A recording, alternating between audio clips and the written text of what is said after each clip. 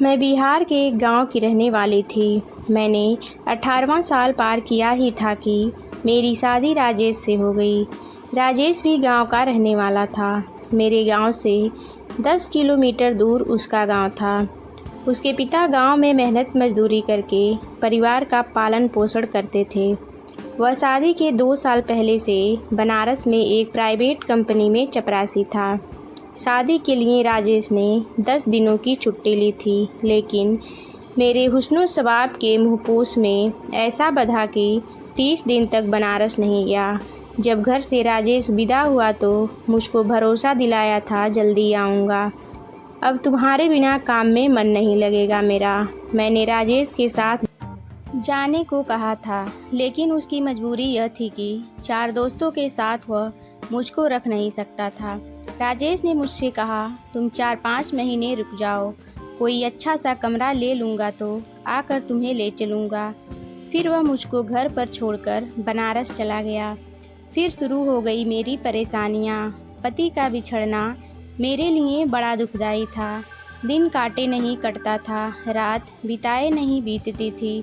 तिल तिल कर सुलगती रही। मुझ पर उदासीनता छा गई थी। मैं चंद दिन ससुराल में तो चंद दिन मायके में गुजारती।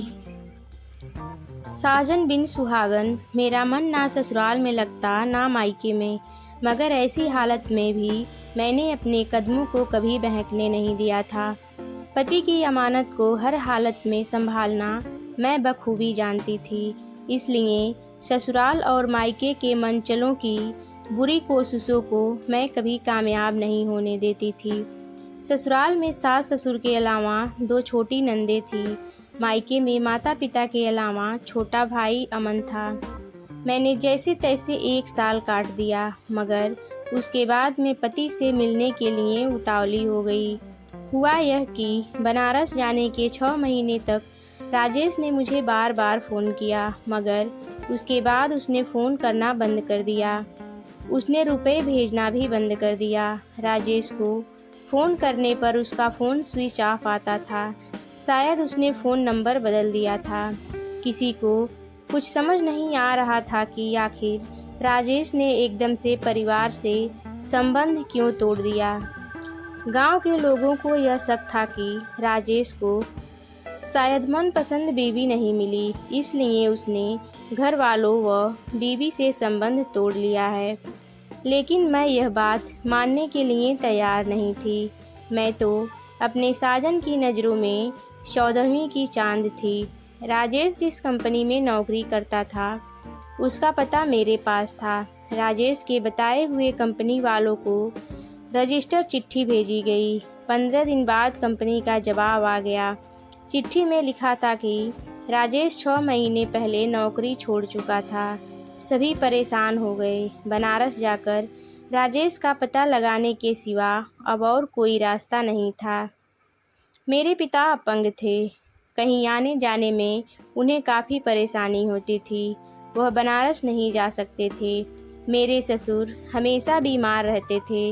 उन्हें कभी भी खांसी का दौरा आ जाता था, इसलिए वह भी बनारस नहीं जा सकते थे। हिम्मत करके एक दिन मैंने सास के सामने प्रस्ताव रखा, अगर आप कहें तो मैं अपने भाई अमन के साथ बनारस जाकर उनका पता लगाऊं।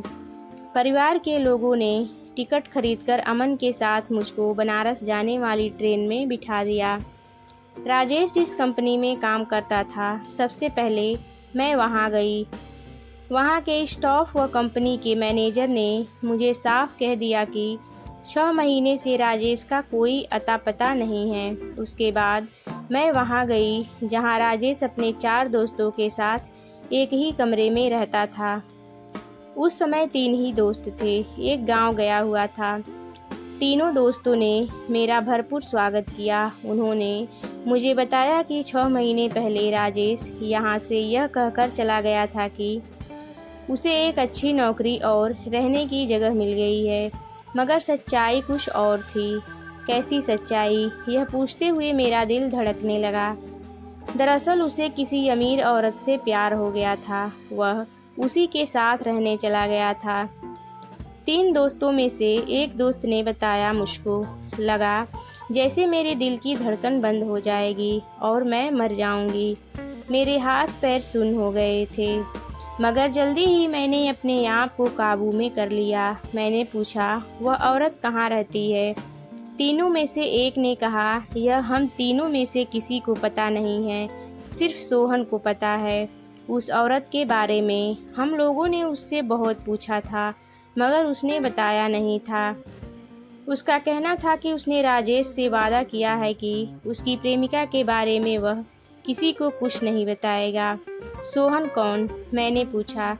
वह हम लोगों के साथ ही रहता है, अभी वह गांव गया हुआ है।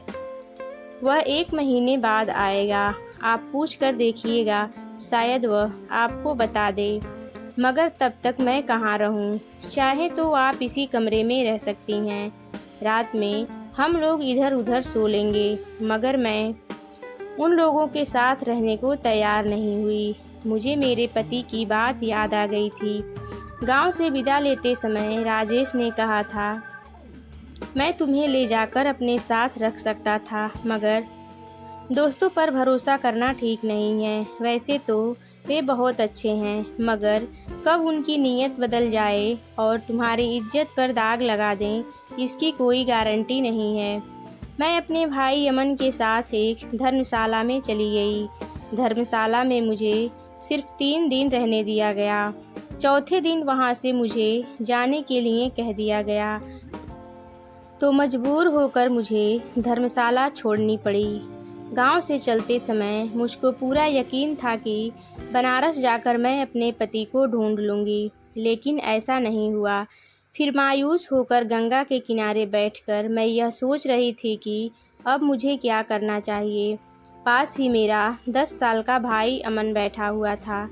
अचानक मेरे पास एक 40 साल का शख्स आया। पहले उसने मुझको ध्यान से देखा, उसके बाद कहा, लगता है कि तुम यहाँ की नहीं हो, कहीं और से आई हो, काफ़ी चिंता में भी हो। कोई परेशानी हो तो बताओ, मैं मदद करूँगा। वह शख्स मुझको हमदर्द लगा। मैंने बता दिया कि मैं कहाँ से और क्यों आई हूँ। वह शख्स मेरे पास बैठ गया। अपनापन जताते हुए उसने कहा, मेरा नाम राम सिंह है, मेरा घर पास ही में है। जब तक तुम्हारा पति मिल नहीं जाता तब तक तुम मेरे घर में रह सकती हो। तुम्हें कोई परेशानी नहीं होगी। मेरी जान पहचान बहुतों से है। तुम्हारे पति को मैं बहुत जल्दी ढूंढ निकाल लूँगा। ज़रूरत पड़ने पर पुलिस की मदद भी लूँगा। कुछ सोचते हुए मैंने कहा, अपने घर ले जाकर मेरे साथ कुछ गलत हरकत तो नहीं करेंगे? तुम पति की तलाश करना चाहती हो तो तुम्हें मुझ पर यकीन करना ही होगा। आपके घर में कौन कौन है? यहाँ मैं अकेला रहता हूँ। मेरा बेटा और परिवार गांव में रहता है। मेरी पत्नी नहीं है, उसकी मौत हो चुकी है। तब तो मैं हरगिज आपके घर नहीं रह सकती। अकेले में आप मेरे साथ कुछ भी कर सकते हैं। राम सिंह ने मुझको हर तरफ से समझाया, मुझे अपनी शराफत का यकीन दिलाया। आखिरकार मैं अपने भाई अमन के साथ राम सिंह के घर पर इस शर्त पर आ गई कि मैं उसके घर का सारा काम कर दिया करूँगी, उसका खाना भी बना दिया करूँगी। शुरू में मैं राम सिंह को निहायत ही शरीफ समझती थी, मगर 10 दिन होते होते उसका असली रंग सामने आ गया।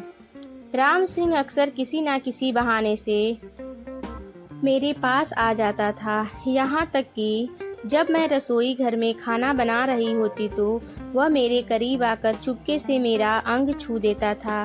कभी कभार तो मेरी कमर को भी छू देता था। मुझको ये समझते देर नहीं लगी कि उसका मन बेईमान है, वह मेरा जिस्म पाना चाहता है। एक बार मेरा मन हुआ कि मैं उसका घर छोड़कर कहीं और चली जाऊं, मगर इस विचार को मैंने यह सोचकर तुरंत दिमाग से हटा दिया कि मैं जाऊंगी तो कहाँ जाऊंगी। सोहन के गांव से लौट आने तक मुझको बनारस में ही रहना था। मैंने मीठी मीठी रोमांटिक बातों से राम सिंह को उलझा कर रखने का फैसला किया। एक दिन राम सिंह ने मुझसे कहा, मैं तुम्हें प्यार करने लगा हूँ, तुम मेरी बन जाओ। सही मौका देखकर मैंने राम सिंह पर अपनी बातों का जादू चलाने का निश्चय कर लिया। मैंने भी झट से कहा, मैं भी अपना दिल आपको दे चुकी हूँ। आप तो अच्छे आदमी नहीं हैं। मैं तो आपको शरीफ समझकर अपना दिल दे बैठी थी, मगर मेरी एक मुँह भोली भाभी कहती हैं कि किसी का प्यार कबूल करने से पहले कुछ समय तक उसका इम्तिहान लेना चाहिए। वह कहती हैं कि जो आदमी झट से हाथ लगा दे वह मतलबी होता है। प्यार का वास्ता देकर जिस्म हासिल कर लेता है, उसके बाद छोड़ देता है। इसलिए ऐसे आदमियों के जाल में नहीं फंसना चाहिए। तुम मुझे गलत मत समझो, मैं मतलबी नहीं हूँ, ना ही मेरी नीयत खराब है। तुम जितना चाहो इम्तिहान ले सकती हो, मुझे हमेशा खरा प्रेमी पाओगी। तो फिर हाथ क्यों पकड़ लिया? बस यूं ही दिल मचल गया था। दिल पर काबू रखिए, जब तब मचलने मत दीजिए। एक बात साफ बता देती हूँ, ध्यान से सुन लीजिए। अगर आप मेरा प्यार पाना चाहते हैं तो सब्र से काम लेना होगा। जिस दिन यकीन हो जाएगा कि आप मेरे प्यार के काबिल हैं, उस दिन हाथ ही नहीं पैर भी पकड़ने की छूट दे दूंगी। तब तक आप सिर्फ बातों से प्यार कीजिए, हाथ ना लगाइए। वह दिन कब आएगा? राम सिंह ने पूछा। कम से कम 1 महीना तो लगेगा। मेरी चालाकी राम सिंह समझ नहीं पाया और मेरी शर्त को मान लिया। राम सिंह सरकारी अफसर था। बनारस में वह अकेला ही रहता था। जब तक उसकी पत्नी जिंदा थी, वह साल में 4-5 बार गांव जाता था। पत्नी की मौत के बाद उसने गांव जाना ही छोड़ दिया था। दरअसल राम सिंह औरत के बिना नहीं रह सकता था। वह वासना का भेड़िया था। भोली भाली और गरीब लड़कियों को बहला फुसलाकर वह अपने घर लाता था। फिर तरह तरह के लोभ दिखाकर उनके साथ मनमानी करता था। राम सिंह मुझको निहायत ही भोली भाली समझता था, पर वह मेरी चालाकी समझ नहीं पाया। उसे लगा कि वह मेरी बात मान लेगा तो मैं राजी खुशी उसका बिस्तर गर्म कर दूंगी। फिर तो वह मेरा दिल जीतने के लिए जी तोड़ कोशिश करने लगा। मेरी हर ज़रूरत पर ध्यान देने लगा। महंगे से महंगा गिफ्ट भी मुझे देने लगा। इस तरह 10 दिन और बीत गए। इस बीच मुझको राजेश की कोई खबर नहीं मिली। उसके बाद एक दिन अचानक मैंने पति राजेश को छोड़कर राम सिंह के साथ एक नई जिंदगी की शुरुआत करने का फैसला किया। हुआ यह कि एक दिन राम सिंह दफ्तर से लौटकर रात में घर आया। उस समय अमन सो चुका था। आते ही उसने मुझको अपने कमरे में बुलाया। मैं कमरे में आई तो राम सिंह ने झट से दरवाज़ा बंद कर दिया। वह मुझसे बोला, तुम मान जाओगी तो जो तुम कहोगी वह सब कुछ करूँगा। तुम चाहोगी तो तुमसे शादी भी कर सकता हूँ। मैं उलझन में पड़ गई। बेशक मैं गांव से पति के तलाश में निकली थी, मगर शहरी चकाचौंध ने पति से मेरा मुंह भंग कर दिया था। अब मैं गांव की नहीं शहरी ज़िंदगी जीना चाहती थी। राम सिंह के प्रस्ताव पर मैं ये सोचने लगी कि उसका पति मिल भी गया तो क्या वह राम सिंह की तरह ऐशो आराम की ज़िंदगी दे पाएगा। राम सिंह की उम्र भले ही मुझसे ज़्यादा थी, मगर उसके पास दौलत की कमी नहीं थी। मैंने राम सिंह का प्रस्ताव स्वीकार करने का फैसला किया। राम सिंह अपनी बात से मुकर ना जाए, इसलिए मैंने लिखवा लिया कि वह मुझसे शादी करेगा। उसके बाद मैंने अपने आप को उसके हवाले कर दिया। मुझको पाकर राम सिंह की खुशी का ठिकाना ना रहा। उसने अगले हफ्ते ही मुझसे शादी करने का फैसला किया। मैं भी जल्दी से जल्दी राम सिंह से शादी कर लेना चाहती थी। 2 दिन बाद ही मैंने अपने भाई अमन को भी अपने साथ ही रख लिया। मेरे साथ साथ अमन की भी ज़िंदगी सुधर गई। राम सिंह एक अच्छा और नेक दिल इंसान निकला। मैं खुशी खुशी उसके साथ हमेशा के लिए वहीं रह गई और कुछ दिन बाद मैं अपने घर वालों को भी वहीं अपने पास ही बुला लिया।